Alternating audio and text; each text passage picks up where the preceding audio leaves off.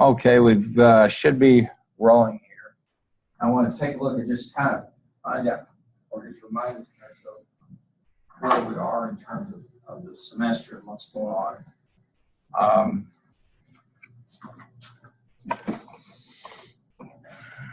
Okay. Okay, this is the week of 10/15. It's week 8 basically, and then we've got the fall free days, so that doesn't help us any. And okay, I'm gonna have to look at that. If you have a Monday, Wednesday class, you kind of get sawed off the limb if you with fall free days because you don't get the days off like the other classes. Let me take a look at that and figure something out. Anyway, just wanted to walk us through chapter 11, and of course you've got that. That's due. Everything's due on Wednesday because of the rather than Friday because of the break. So make sure you take a look at that. And the same thing on the interactive session number 5. I want to just take some time today to talk about what we've got over in 11. I've got some of these TED guest lectures, and I'm going to ask you, please, again, if I put viewing required, please see them. Okay. Now, here's what here's one or two directions I may go. One, I may design, I'm going to try to design some way to have a extra credit quiz over those transcripts of those sessions from TED. Okay. Now, if you go over to TED and you view at one of those sessions, they'll provide you a transcript. So just like if these are people that I brought in to do a guest lecture, same kind of story, I would probably do something like that to give you a chance to earn some extra credit if you should need it. I'm still kind of toying with how I'm going to do that, so that's on the burner. Now, we got week 9 coming up, and it's probably good to just take a look at where we are in terms of the whole course. And, of course, we do the same thing in the interactive sessions, management decision problems. And let's see if we have a card. No. Then week 10, same pattern there, okay? And then 11, and we've got an exam over chapter 12, Loudon chapter 12. And again, the two, an MDP and an interactive session.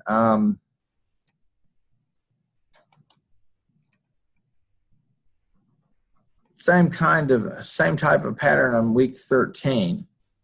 And that's week 12, excuse me. That's the 12th of November. Then we've got Thanksgiving. And then after Thanksgiving, if you come down to week 14, okay, you're going to see that I've got flex time for you to work on the finals. Same thing on week 15. So that December, so the 26th, that 26th of the week of the 26th is going to be time for you to work on your finals. And same story on the week of December 3rd. Now, finals week, and I want to go through that with you and just really broad brush as we get closer to the flex time. I'll try to, I'll fill in more of the blanks. But basically, in that finals week, and here's the schedule for the finals. And as you know, you've been around long enough, you know that they run them on the basis of what time the class meets. And so we meet at one of those odd times, as I mentioned. So what our final will be Wednesday, December 12th at 2 o'clock. Pardon me, 10:15. Excuse me, 10:15, and until 12:15. So you'll want to take a look at that, and it's not a bad idea for you to check your schedule and see what your finals look like, because if you have 3 finals in one day, you can go to the dean and appeal that, but you have to get a hold of him. As for example, here on the spring, they said May 7th, For the fall term, it's December 3rd. So if you check your schedule to see if you've got 3 finals in one day, if you do, you need to contact the dean and make some arrangements. All right.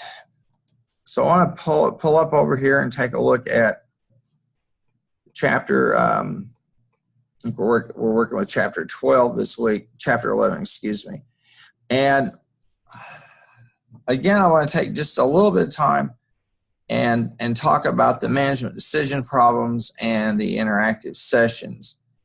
What I'm really trying to focus on there is 3 things. 1, are your mechanics good? 2, are you making a linkage between some theory or concept in the textbook? And number 3, are you formatting your references properly and are you providing them? Okay, and the reason is this is just good training without sweating a lot of stuff like punctuation, spelling, etc. to help you improve your skill at just kind of delineating the key points in a case. And I want to show you that. I'm going to go over to page 102. All right, and I want to talk about that for just a second. So let me pop in over the MIS textbook. So there's a method to my madness. I think it's on page 102 if I'm not mistaken. Yeah. Okay. Get down over here to page 102. Yeah. All right. Okay, that's got me back.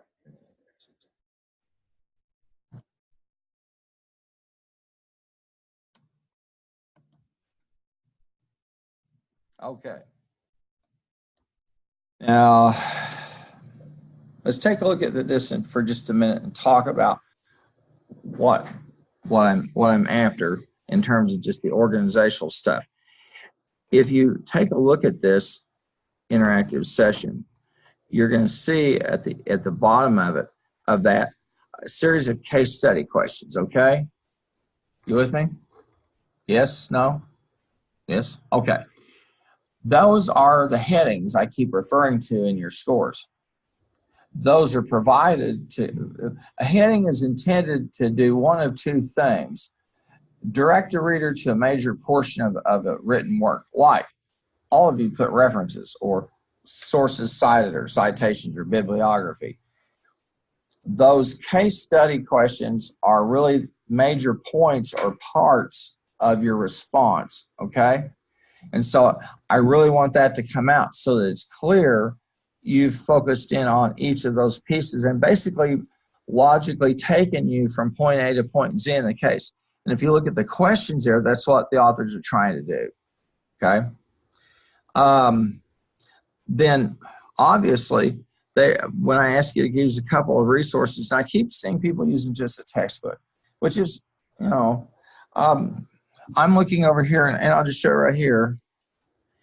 Here are all these different sources. They've got the full citation, the whole bit, and you can take a, and I want you to grab a couple of them and look at them because they are related to this session, and that will give you a little bit broader or better perspective on that case. You ever with me so far?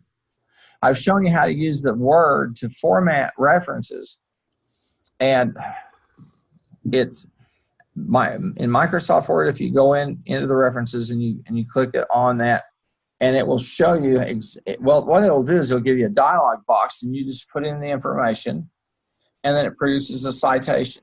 So you don't have to get all hung up about, okay,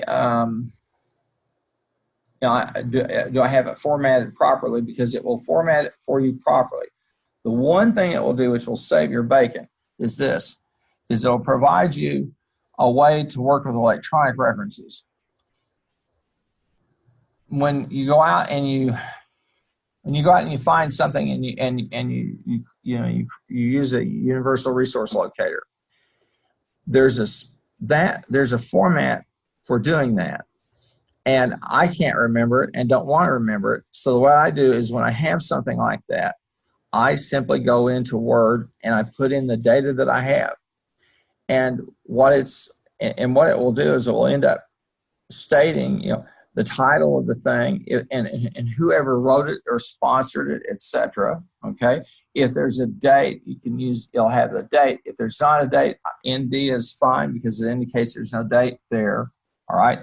Then you use the resource, the URL, and when it's formatted properly, it should tell me when you access that link. Got me covered? Okay. The reason being,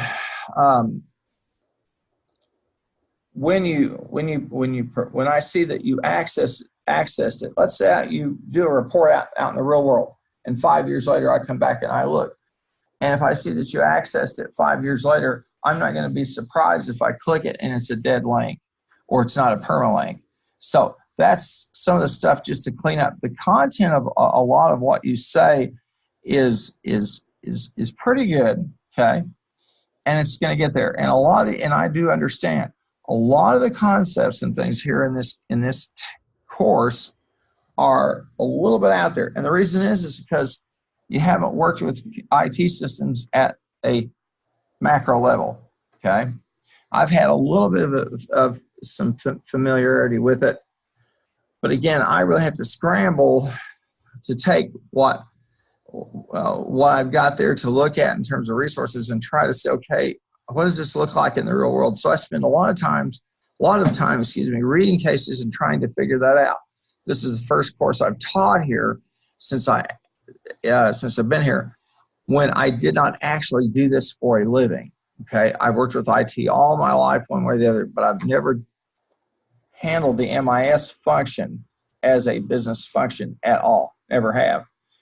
I ran a consortium for about 2 or 3 years, and that was what they did. They worked with state governments and local governments, but I had technical people who really bore the weight of the thing.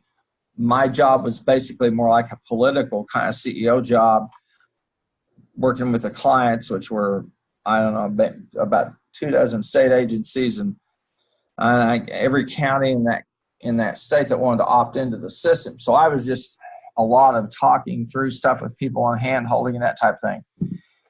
I had folks in place who did the actual strategizing, computing, etc.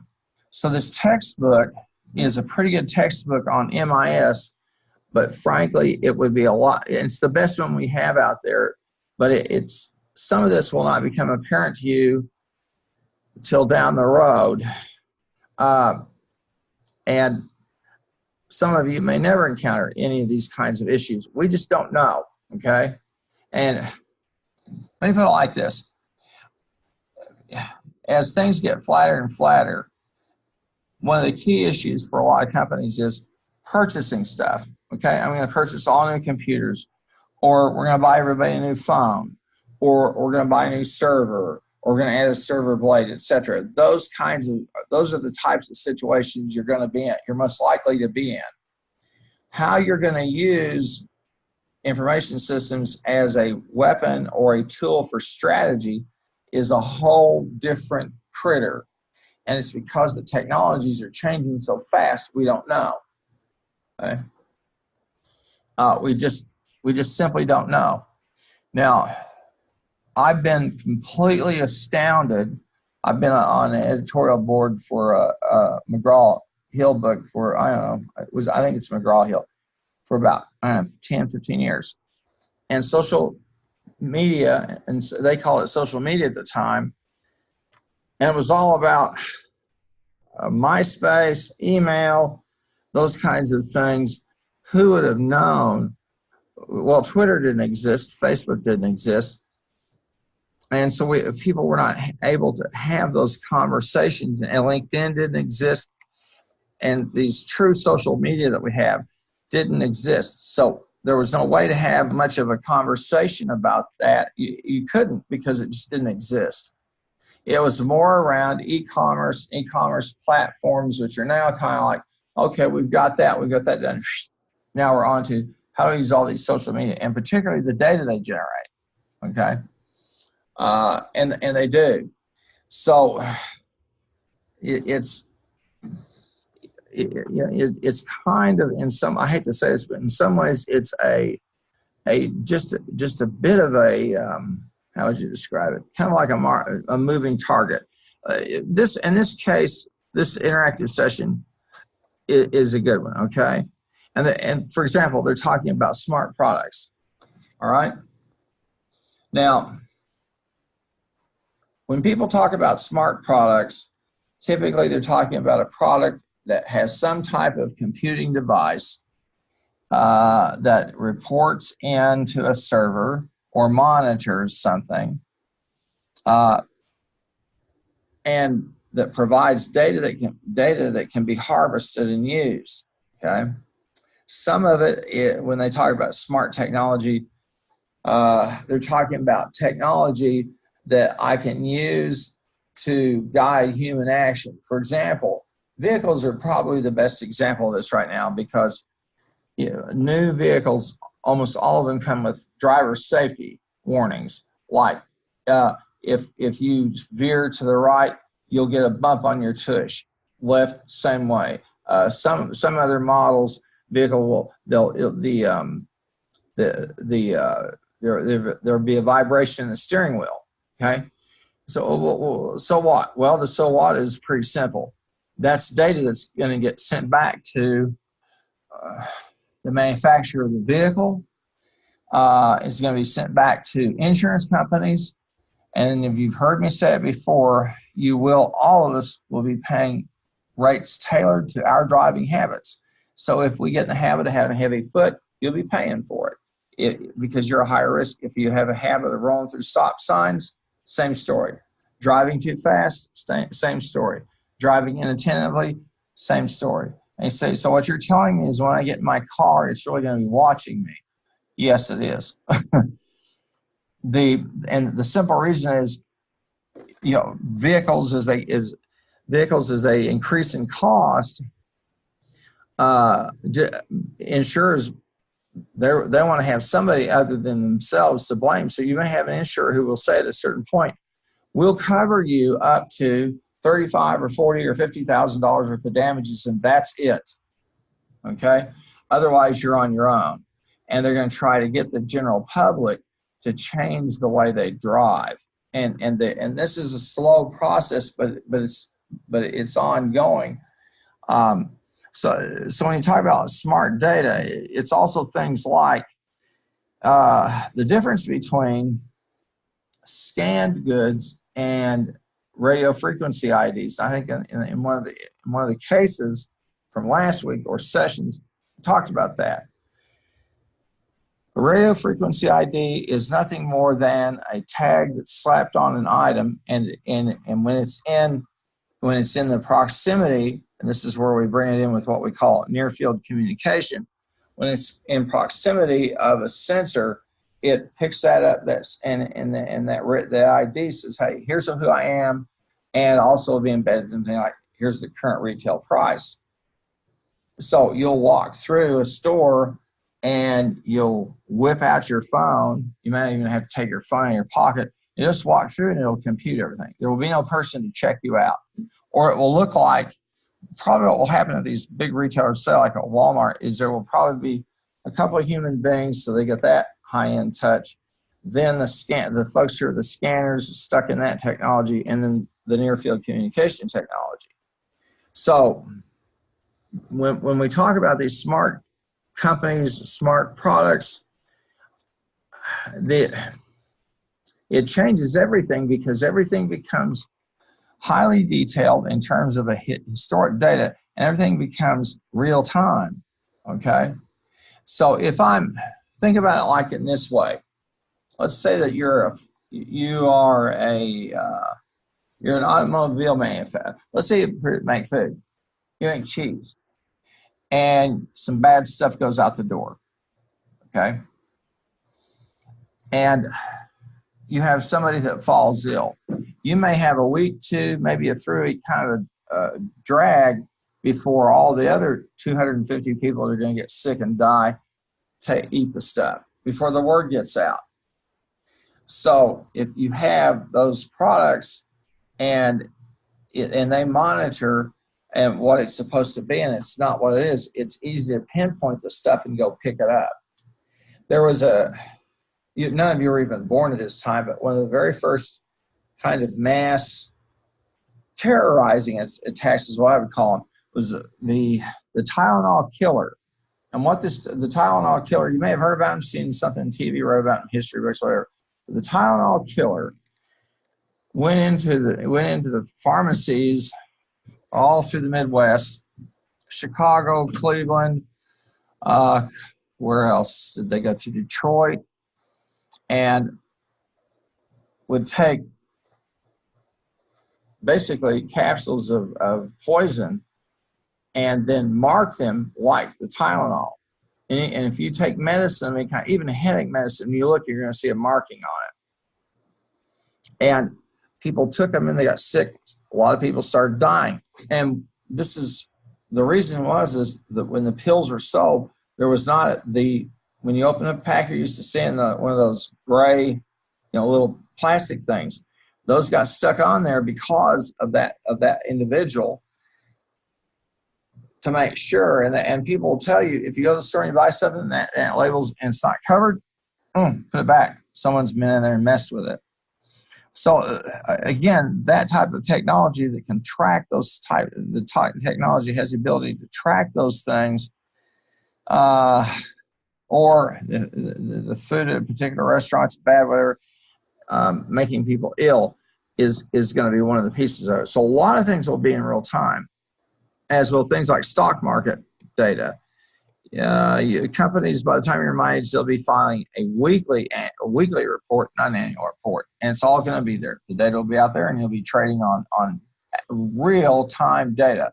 I laugh when I watch these CNBC and MSNBC and these people, and they're talking about stock recommendations.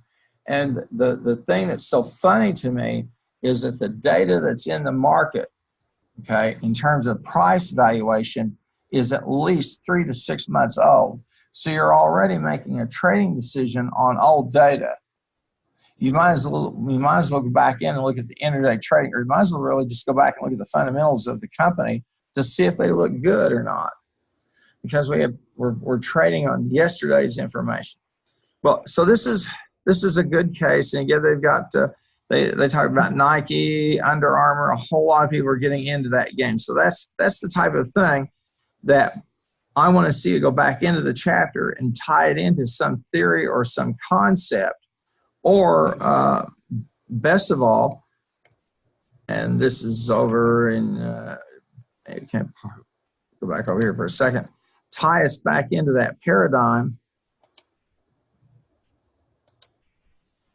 that we always work from, or that concept.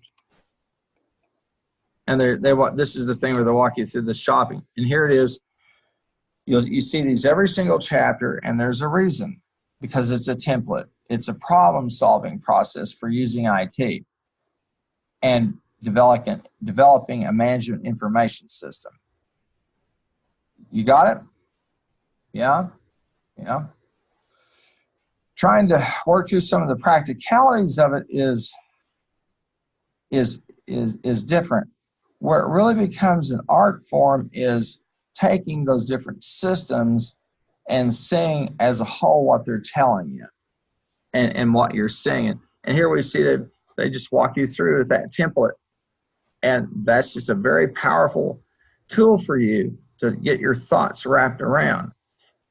Most organizations get themselves in, well, let me stop for a minute. The average company should be spending somewhere between 6 and 8% of their gross revenue on IT and on MIS. Okay, that's just a typical company. A knowledge-based company, that's more like 10 to 15% of your gross. Now, I'm on the educational technology thing here at school, and I said, we're a knowledge-based business. We should be spending 15% of our gross on MIS and IT, and their eyes roll in the back of their heads. And I've quit saying it because they're tired of hearing it. But what I'm telling you is, we're not selling cars here. We're not making pancakes. We're not serving hamburgers. This is a university. And so we're basically, I tell people, I'm retailing knowledge. Okay. Hopefully, we are actuarial sound, meaning we give you enough content to get you to survive those first few years on the job when it's like one of those nature shows, you know, and you got the little ones and one gets weak and breaks its leg, and what happens? The predators get it. My wife hates that one. So our hope is to get you going for 5 years or so, maybe 10, so that by that point, your experience has filled in a lot. And so when some new sets of blanks or new sets of technologies come, you're okay to deal with them and work with them. And that's,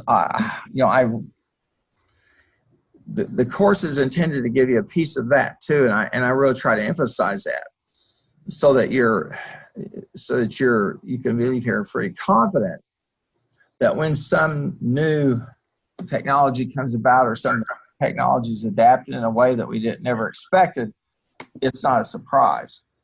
Okay, it just isn't a surprise. And so everybody today has a Facebook page. Everybody today has Twitter. They have mountains of data. They still don't know what to do with it because we built our ability to take what we call unstructured data. Okay, well, I'm gonna go back here, and of course we've got the Loudon chapter 15, and that's going to be due on Wednesday. And so I want to go back in here to Vital Source, and let's go back to the contents. And we're coming down here, and I think part 3 is going to be chapter. No. It's part 4. So we've got that exam on 15. Okay. Now, and I'll go over to chapter 15 and just make some comments about it. Managing global systems. Far easier said than done because of the lack of standardization that we have in terms of how we handle data. Folks in other parts of the world run their electricity on different currency than we use here in the United States. The currency is different. The basis of their currency is different. Their products, their electronic products, are different because they have different standards in terms of how they are made. So when you talk about global systems, you really talk about finding a way to make sure that a system that's designed for North America works with something out of South America. More importantly than just the technical stuff that's involved here, okay, is the issue of ethics, the atmosphere, and the second is going to be government oversight. Now, the people who have bumped up the most against this have been the social media companies as they've dealt with China. China is a huge market, and it's only going to get bigger. I would estimate by 2040, 2050, that China will be indeed the largest consumer market in the world, and it will be 3 to 4 times the size of the current American market and Europe combined. Literally, billions of people who you can sell stuff to. So folks like Google, like Facebook, are trying to get in there so they can get their feet in the door. Now, that country, being mercantilist, like we were when we were starting to emerge, has their own versions of those products, and they're going to be protective of them. And so what the Chinese will do, they'll hang somebody out to dry on Facebook, or they'll hang out Facebook. They'll have a dissident that slips through the wires and posts something, and that gives them an excuse to shut Facebook off for a day or two, or fine them or something like that. So that piece is going to be the trickiest, the political atmosphere. Okay, and if you were to ask me what country should I watch other than the United States in the next 20 years of my career, watch China, because they're the big dog. They're the big dog on the block. And they're going to go through these periods where they open up a little bit and then they close up. And what's happening is they've built all of their infrastructure, all of the capacity to compete in a global market on the coasts, but they have a problem. And that is the people in the interior are upset because the government, they feel, has left them behind. Does that sound familiar? So when people talk about populism, it's happening there too in China. And China also has problems with some religious sects or groups. They have problems with, there are 4 or 5 different language groups that don't want to use Mandarin. They want to use their own language. And sounds a little bit like the United States to me. So we're kind of a microcosm of a lot of that because we're usually ahead of it. But the other, they give you some of the standard stuff like, what's driving international business. And they give you this Dunlop case, which is a good one.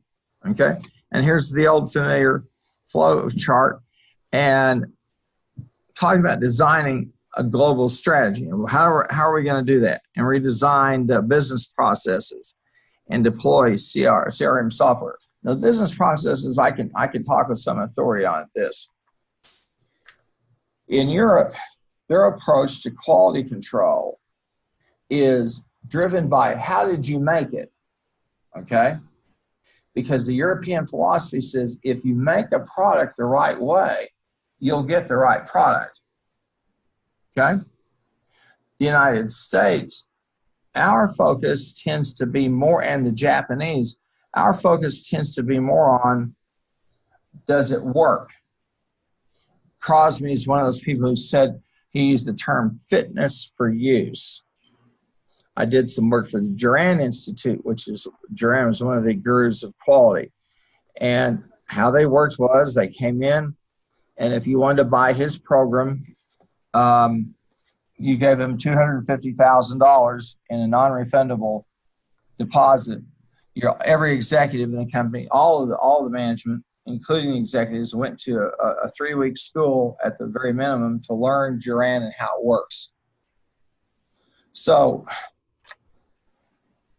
when you have those different kinds of philosophies, if you're making stuff, that's definitely going to change how you do quality control, okay? And how you determine whether or not something is good or bad, or it meets standards or it doesn't. And those are big implications on an emphasis on process as opposed to emphasis on results or fitness for use. So that's a good example right there in terms of dealing with global systems. The one advantage it is going to give all of you is the fact that you'll be able, particularly if you're in a larger company, you're going to be able to draw on talent from all over the world. Now, I worked at a school, university it's out in Arizona, and we just offered doctoral degrees. And I had faculty because we had, well, first of all, we catered to corporate execs, folks who are like teaching in junior college that need to get their doctorate, or maybe a place like this, military people, a whole mishmash of folks. And when we'd have a committee, it's like a real doctoral program, which we were, and we'd have what we called an outside reader. And I had people who served as outside readers from the top institutions in the world. We had probably half a dozen from Cambridge, people from Oxford. We had people from MIT, Caltech, who would serve as an outside observer or expert to validate the work our student did. And the faculty that taught for us were all virtual, and they were outstanding people, tremendous people. And the accrediting agency that accredits us is the same one that accredits them. But it taught me a lesson that, the world is indeed flat, okay? And you've got a whole group, you've got talent on a worldwide basis. And it never ceased to amaze me when we'd have a faculty meeting. I'd have some people, we tried to work it so it was optimal for everybody, and we'd have a faculty meeting at 5:30 in the morning our time, and it was 1:30 in London or whatever, and over in someone in Australia, and I thought, oh, okay, yeah, okay, I see this. So that's one of the advantages that you have. The other advantage you have is this, and this again comes into MIS, is you have, as the global economy grows, you have more and more demand for typical products. So in that sense, your oversight of products, your development of products, and the accounting sheets and the cost accounting that goes along with that, it's going to be pretty standardized. The United States is becoming more like the rest of the world in terms of accounting standards as opposed to the world becoming like us. But they walk you through those processes and things like telepresence, being able to work with them. And they're on figure 12.5. They walk you through what they call the architecture of this. Now, what you need to understand is that cone that's here. You really would have to flip it inverse to see where they're heading in the technology platform, the processes, the structure, those components. But really, the end game on that is the platform you've got. Okay, even something as simple as, does your platform, does it allow people of many different languages to interact with it, or is it all English? And you'd be surprised at the high-end e-tailers who still think everybody in the world speaks English, and they've not realized, there are a lot of people out there that do, but there are many who do not. So that's, again, one of those situations you're dealt with in terms of global. You almost, I think, the way if you work with global systems, and the authors have sometimes they make some implications about that, is really the risks inherent in terms of social structure and the extent to which the country is stable. Okay, if you're having a coup every 3 years, you're going to have problems, because what could be shown today can't be shown tomorrow. And typically when those things occur, infrastructure stuff gets cut off, and then you're kind of sitting there dead in the water. You just moved to this country so you could make stuff a little cheaper. You don't care who runs it, as long as they don't terrorize your employees and try to nationalize you. You just want to sit there and make your stuff and sell it. But for them, that can become a political football, and that's the biggest risk inherent with this when you work on a global basis, is you're just going to hit some environments where there's just no stability. And so you'll have to make a decision, is it really worth it to be there or not? One of the other assignments we had, and I want to pop over here for just a second. I wanted to, no, it's not an assignment. It's a little resource I wanted to show you. This is the risk assessment. I want to talk about it for just a minute. Now, if you're a finance major, okay, you would certainly, I think, be very aware, okay, of a weighted portfolio. Okay, making sense? Do I have any finance majors? Any? Accounting majors? None. So all management, marketing, and what else? That's pretty much it. Well, when you took finance, Dr. Reader, did you do weighted portfolios or talk about it? Okay, let me walk you through the concept here. You see the Mercer Paints risk assessment, okay? The first thing I'm going to do is I'm going to list what I think are the exposures, the kinds of risks I'm going to encounter, okay? And they're looking at a malware, data loss, embezzlement, these types of IT things that can happen. You with me? Okay. Now, the second column is going to show you the probability of occurrence. How it's the likelihood that one of these will occur, and they're not organized there in terms of the probability of occurrence. But if you look at that list, and the 95% is what? It's human beings, user errors, and threats from hackers. Now, there's some other things like a power failure over which you have no control, a malware attack over which you have no control. But you try to look at the probability they will occur. And you could have gotten these data from industry. You could have sat around the table with your executives and thought through this and said, well, let's put it here, and we'll add up the probability of the occurrence. Now, this is not strictly a weighted portfolio in the sense that probabilities ought to load up to or add up to 100. Okay, so this is kind of just strictly speaking, it's not correct, but we're going to go with it anyway. Because what it does is allow us to take into account more than one risk. Okay. And then if you look at the average loss, okay, then if we say, okay, what's the expected loss? It's simply a matter of math where I take 60%. I'm at the malware attack. I take that times $75,000, and I have an expected loss of what, 27,000? Is that right? 60% of that would be 27,000. Yeah. No, it's going to be more than that. 45,000. My math is not good today, but you can see that now that would give me what we call a weighted risk analysis. Got it? Okay. And this is one of those hands-on things over there, and this is very, very realistic. Okay. Now, interestingly, if you take a look at this, the power failure is a fairly low probability of occurrence, but the average loss is huge. Why would it be huge if you lose the power?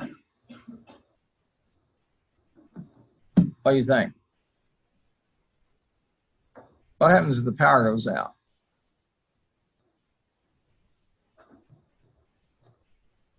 Anybody? I've got a bunch of you out there. Anyone want to tell me what happens with power when it goes out? Why is it such a big loss to us?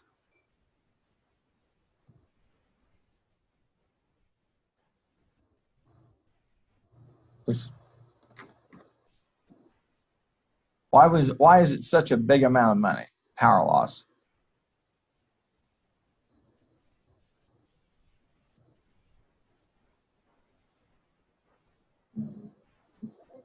Okay, you have to reset. You have to reset a whole bunch of stuff. Sure. What else?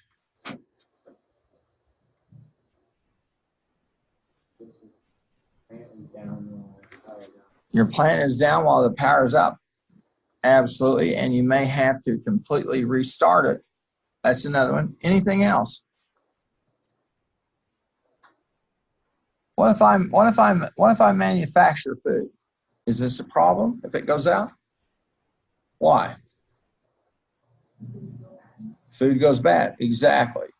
And if I'm handling really delicate material, or let's say I'm making pharmaceutical products, anything like that, when the power goes down, I've got a lot of trouble on my hands. So that's why it's so expensive, because the power, well, everything runs on it. Okay. This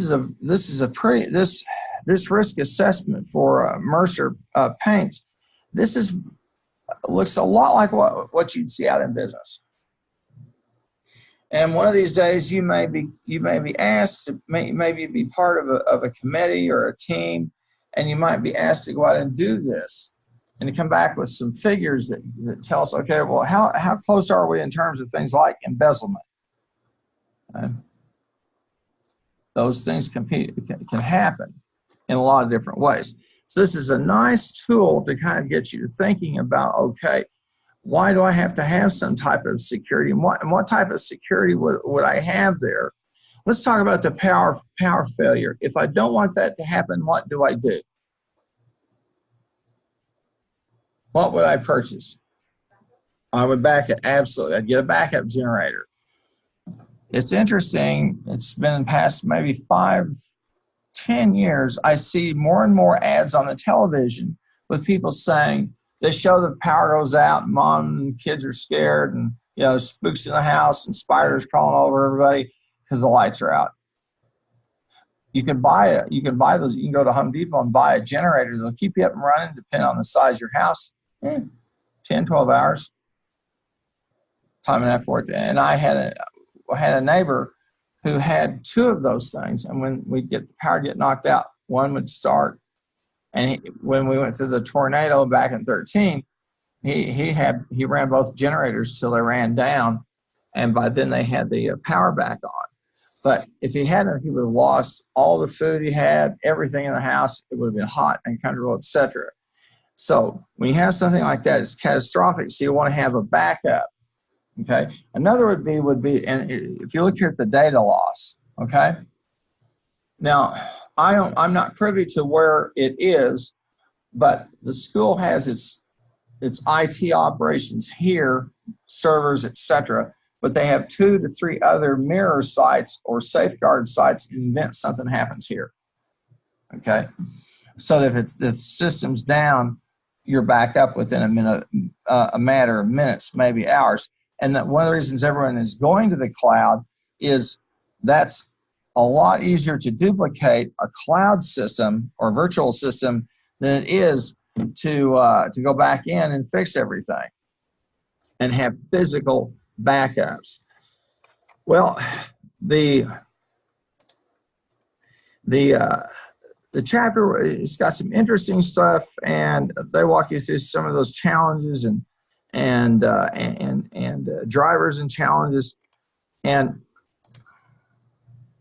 again, I think probably the biggest challenge you're going to have is going to be, and they walk you through some of the different ethical and business climates, okay, and through the different type of strategies you can use in terms of how you conduct a business on an international basis. And they have their own levels of risk and reward. And they walk you through some of the disorganization kinds of things that can happen. So it's a little bit out there, but often what happens is in terms of a real practical issue,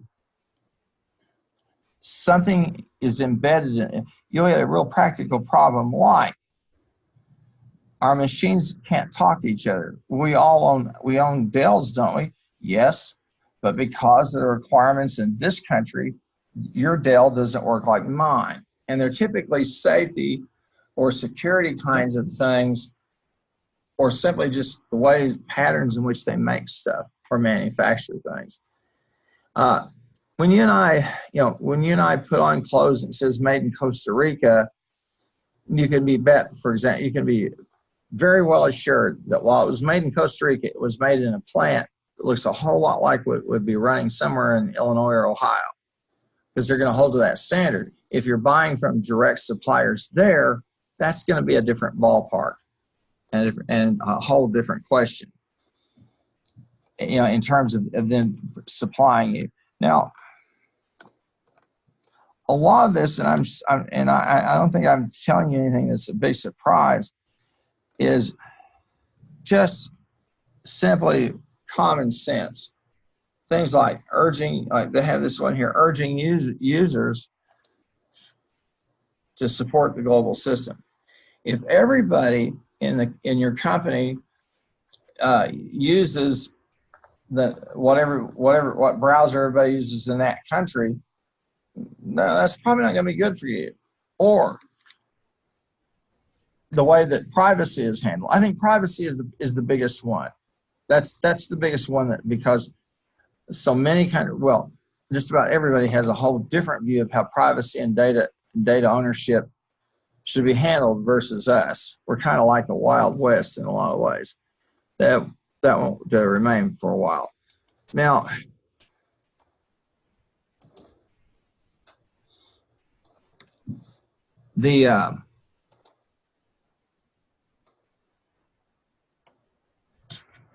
I wanted to show you this table 15.5 because there are some things on here that you see that are mentioned that few people kind of understand this.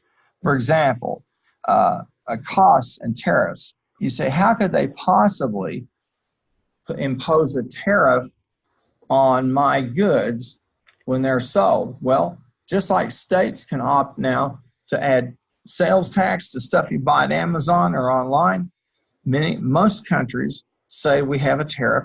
So when you buy the $100 car, our tariff is 8%. So here's another $8. We'll need $108, please, thank you. And this is what's got the president so riled up, is he thinks we're getting bad deals and we're getting huge tariffs imposed on us, but we don't do that to other people, which is not true. we put a lot of tariffs on people, okay? And there are other things like hidden tariffs. Some countries, probably the masters of that are the Japanese. And what they'll do is they'll say, for example, if you bring your goods into the country and they're here for 14 days or longer at transit point or at delivery point, we will not impose a tariff. So guess what they let sit? Anything that is perishable sits. Anything that's delicate sits. Automobiles sit for 14 weeks at port, and then the tariff is removed. Now, if you want to get your stuff to people on time, you either build that into the scenario in terms of your supply chain, or you pay the tariff. Why would they let some nice American cars sit there by the sea? Well, it's obvious. It's sea air. You hope maybe there's a storm and a bunch of them get destroyed, because you want to sell your car in your country, or your cheese in your country, or your televisions in your country. You don't want Americans or anybody else invading your market. Okay? There's a little bit of international business mixed in part of this. I'm going to stop, and I want to try to see if you've got some questions or something I could try to help you with. I'll throw that open for a sec. Anybody? Anyone? Did we all have a good lunch? No lunch at all? How many didn't have lunch? Did they remove the electronic ankle bracelet that makes you be here at 2 o'clock on Mondays? I was looking for those.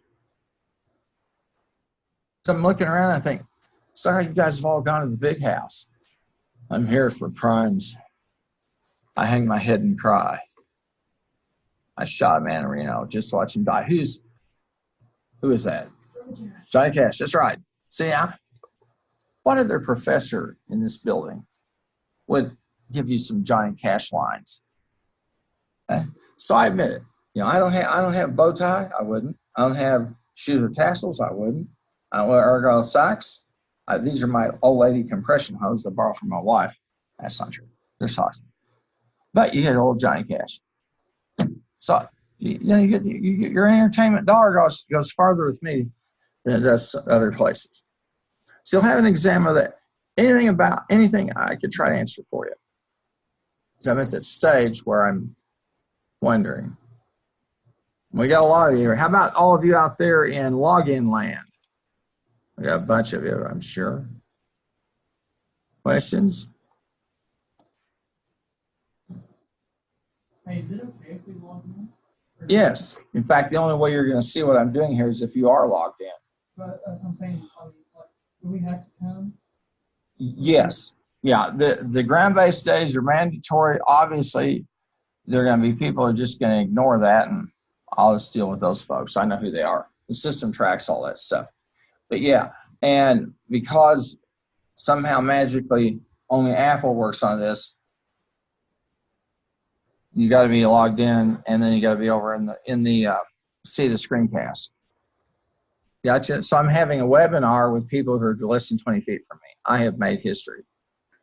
Welcome to OBU. We're always about innovative ways to do things. But it's better than seeing me write stuff on the board, which some of you be going like this, and others be going like this. And I'd be using colors of chalk or the eraser you didn't like. I taught in this class for a long time. I remember I'd be down over here, and I'd start to see people strain their necks as I get over here. There we go. First, when I'd see a lot of you squint, I'd go, yeah, it's probably time to get some glasses. Speaking of that, here's a reference to another great American movie. How many of you have ever seen the movie My Cousin Vinny? What? It's got some naughty parts, but it's really funny. So that's a warning, okay? But it's got some funny stuff in it. Well, any questions in terms of how I'm doing the grading with your cases or your interactive sessions? Questions?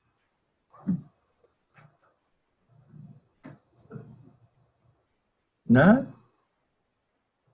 Okay. All right. How many of you would feel comfortable if I threw it wide open and said, okay, I'm going to call on you and you can start to talk about the case? Yes, no? You will? Okay. You want to critique one of these days? I'll put one up on and we'll go through and we'll talk about it. Not to embarrass anybody, but you do come, I hope you do come prepared because I may spring it on you. Now, I personally don't care much for the case study method when it's done like that because I think it's, yeah. Oh, I've thought about doing that. I've rethought it. Is there anybody in here that wants to share some insights you got from the cases from last week? So I'll go back in here for a second. You got me curious now.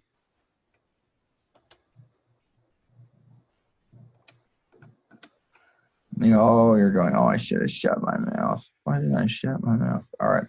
And that would be from week 8. Management decision problem. Number 7. What was it about? Medical, there's 2 of them, right? Yeah, okay, I get a choice. And medical supply company, and what else? And you did the medical supply company. Or is your own company, right? Yeah. So what did you think about the speaker this morning? I gave him some ideas for the catheters. Okay, everybody knows what those are, right? And it is my prayer you'll never have to have a close encounter with one. I said, you have any that you like are colored red, white, and blue? Maybe one green and gold like bison. Shape them like a boomer sooner, a little wagon. What do you think? And he just Dr. Reader grabbed him and took him on to lunch. So I try to give him good ideas. What do I get? What was interesting about this case to you that you chose it, the medical supply? So that'd be easier to relate to. Okay, so you chose something that would be easier to relate to. And what was the problem they faced with their MIS? It wasn't communication. Okay, communication company between who? Like the different branches, they had 7 different branches. Okay. And what was happening in terms of communication? They didn't have email, or what was the story? I think they were using like different types, and they were just all getting jumbled. Okay, so they had the different layers and types of technology they were using, and it was layered on. So they kind of had silos. Is that correct? Pretty much what you got from it. A very common problem. Okay, and when people are in those silos, they tend to collect specialized data on specialized platforms, and so getting that all tied together becomes a problem. Now, how could you take that, and if you didn't want to fight the battle of forcing everybody to use a particular technology, how might you use that as to an advantage? Could you?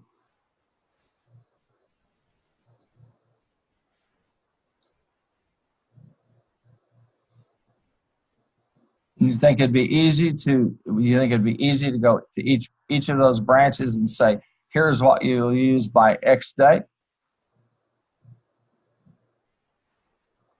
Maybe, maybe not. Yeah, you have to do it maybe gradually, and you're going to have to give people some incentives. Okay, now this is something I have some understanding about. All of you this semester, the past couple of semesters, who've been taking these classes with me in this hybrid format, okay, I'm kind of involved in that process. Okay, I'm trying to kind of make some changes here, and I have to tweak along if we have a technology failure or this or that. But I'm trying to kind of move my client along so they'd be very comfortable with this. I have colleagues, and I understand, who would tell me that the only way you can learn is if you're sitting in a classroom and I'm here and you're taking notes and I lecture and then I check to see if you're taking notes and I lecture, and that you cannot learn this material at any time except between 2 p.m. in the afternoon, 3:15. Does this sound logical? Not at all. But we have folks who are like it. Why? Why would they resist this? They're stubborn. What else? Okay, it's habits. Okay, what else? Do you think they ever ask me about cheating? All the time. That's the one thing where I'll always get questions. Well, how do you know they're not cheating? And there are a couple of my colleagues, and I won't tell you who they are. My response to them has been, well, about every 2 weeks, I lift about half of the towels up in the men's restrooms, and I find the crib notes, cheat sheets. So if you're doing that, you need to dispose of them properly. Put them on your person and get them out of the building. And kind of that goes on, but you get a lot of questions about, how do I know that you wrote that paper or that response? I get a lot of questions about cheating. Why do you think that's so? Okay. And because what? They think that I'm encouraging you to cheat? No, I mean, we do most of it at home. We're in other classes. We do a lot of stuff in class. Okay. Yeah, you could cheat in those. You could all sit over there and write papers. Could you not? So the format, but that's one of those. This is one of those flags I get flown in my face. It's a question of trusting you and me, isn't it? A trust factor of a certain level has to be there. It's the same way when you the first time your company decides to change its email client, you'll see the werewolves come out. It'll get ugly. Because there are folks that'll be, mad because you're going to use one system. When we're changing these kinds of things, it's problematic. And so, yeah, there's a trust issue. But I get that question. If I wanted to, I could use. Have any of you taken an exam with Respondus, the browser freezer? Respondus is, here's what it is, the technology. When you take a test, okay, whether you're sitting in here or you're out online somewhere, it freezes the browser. So all you can do is the test. You can't browse. And I actually had someone ask me once, well, what stops a student from bringing a second computer? And I thought, the student's IQ. But I didn't say that. But, hey, if you want to cheat, you're going to what? You'll find a way. There's one school that does this online. And this is kind of a nice little lab for this, called Western Governors University. You ever heard of them? Here's what they do. They have certain, in every class, every course, they have certain days where they test. And so you go online to take the test. You have to have a webcam so they can watch you. Your browser is frozen. And if it looks like that you're looking away at something and they have a live human being watching you, just like you get watched when people go to a conference. Okay? I've gotten more emails from people wanting me to proctor their exams. I came to the point where I write them back and say, look, I'm not a proctorologist. I'm just a chump like you trying to get through the day. You've had those, haven't you? They sit and they watch. Very productive use of time. What can I say? It's the same kind of issue here when we have that resistance to the technology. Now, that medical device company, what did they think would be a solution for their problem? Did they talk about one?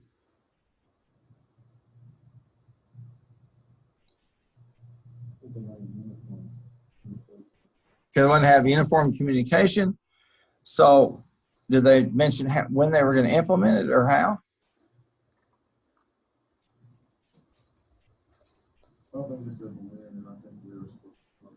Okay.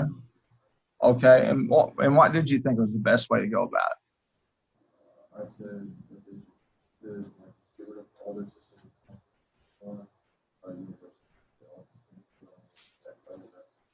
Okay. Okay. That's good. What would I do what would I need to do before I implemented it? Something important so they feel comfortable. Need trend? Exactly. That's good. Is there anything else I need to do? What about the data that I already have? Okay, input it to the new. I think the text will talk about this some. I think they get into project management, but there's a thing called a soft and a hard landing, or a soft and a hard opening. And what they mean is, tomorrow we're going to be using apples, nothing but apples at OBU. What do you think will happen between now and there'll be a rebellion? People go, I'm going to have time to put my data up. I'm going to store my data. That's why we're putting stuff on the cloud, so we don't have those issues.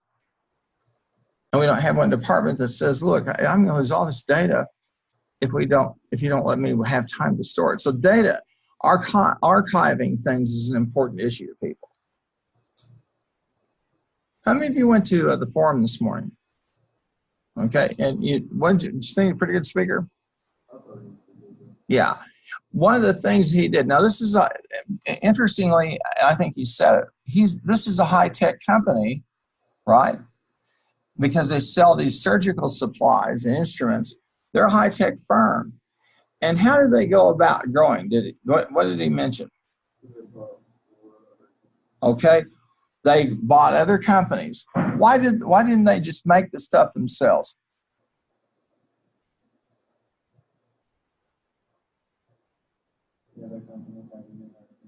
Exactly. The other companies already knew how to do it, so you're just simply what you're really acquiring is their know-how. Okay? Now,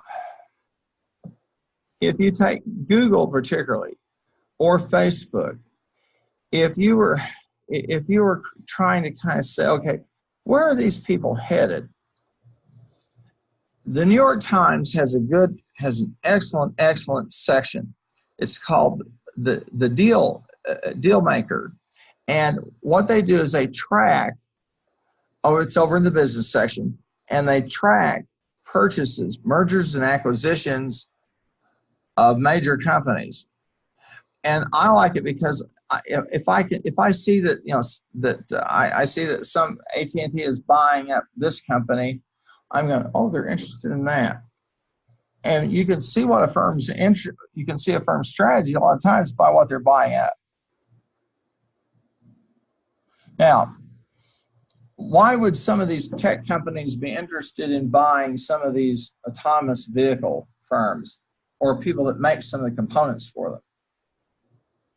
If I'm Jim, why would I want to buy one of them?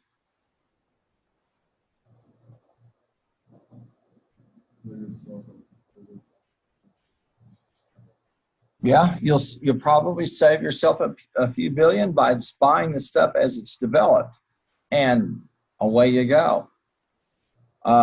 This is back in the late 80s, early 90s, when the internet was just coming together.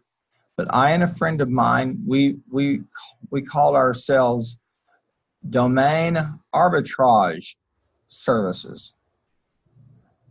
And you know what we did? You want to hear? He said, well, yeah, I'm not getting a Jack Daniels or any vodka, so I'll listen to you. Okay. This is it. Remember, the internet was first starting. Now, how do I know what type of how do I know what type of a website I'm going to? How do I figure that out? I see a name. What else? What else is on that uniform? That name, that domain name. What comes after the dot? Mm-hmm. Now, one of our great triumphs is we went and we found JCPenney. The domain service has you input to a database, and if they don't find the name, then you can have it. And apparently, they hadn't been over to see about that. They were busy selling overalls and lawnmowers, and so we bought up every JCPenney thing, blah blah blah. And we got a letter in about 2 weeks from an attorney who was going to threaten us for trademark violations, and we were stealing their intellectual property and on and on and on. They're going to do massively bad things to us. Now, it was just two of us. We were a couple of schmucks, and we didn't have a lawyer that would take our cases for us. And so then we'd call back and go, well, we'll have to talk to our attorney, it was basically we'd call and go, could you help us with this? And you go, have you got $2,000? We go, no. Okay, well, I can't help you. Bye. And usually what they'd do is they'd settle up with us. So he held the domains in ransom. And we made a little money. We're kind of pirates. So there are days I feel like I ought to wear my patch and walk around and go, argh. And we went out of business. We just closed it after a while. Just people were getting wise and they were gobbling up all those domain names. And we had a few people, but they'd say, now we'll settle with you and take this easy. I had a few times my heart stopped and they said, we're willing to settle with you. And I'm going, where do I sign? Because that domain name it had wealth, it had value attached to it. So like our speaker this morning was talking about buying these companies, he's buying their know-how, their wealth. And we had the interactive session, and I want to pop over to it for just a second. Now, can anybody tell me what was that interactive session about? Okay, yeah, and I saw a lot of really, really good answers. And do you think technology can or not? I said not yet. Okay. Okay. Where you've got a singular task, when you talk about the job of management, that's one thing. Just workers, that's another. But the machines being able to look at a big situation and figure out, we're not there yet. Although they can provide us some support for decisions. And there are some excellent tools out there that give us what they call decision support systems, DSS, or executive support systems, ESS, that will help you, that will give you more data and more insights as you're trying to make a decision. But managers' jobs are safe for now, probably safe for just about ever, because machines, there are limits on their capability. They don't have what human beings have. So for those of you who said you thought, anybody think that robots will replace us?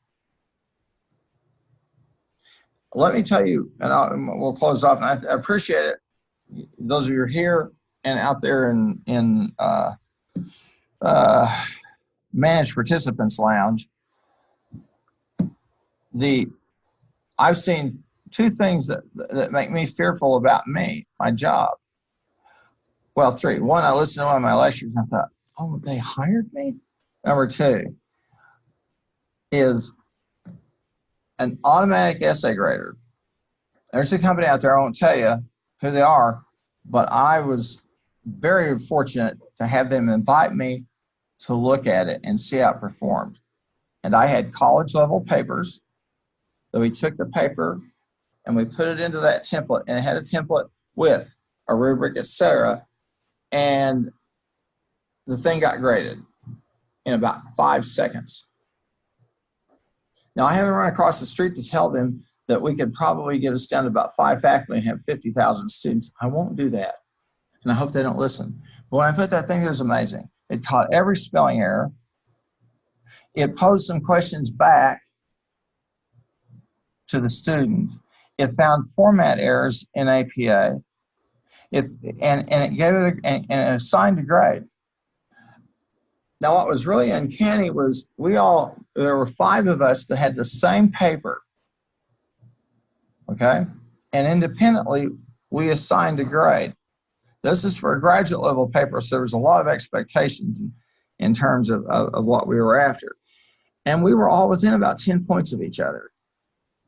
And the machine was pretty much on the mark with the rest of us. And I was shocked. Just, now, any of you ever had Turnitin used? You like Turnitin? No. Because Turnitin will say, oh, 30% of your thing matches people out here. and you'll find them. But the problem is when more people submit things on the same assignment, it can produce some spurious results. But when I saw that grader, I thought, whoa. The other is our automated tests. Maybe you take them, I'm certain, all the time.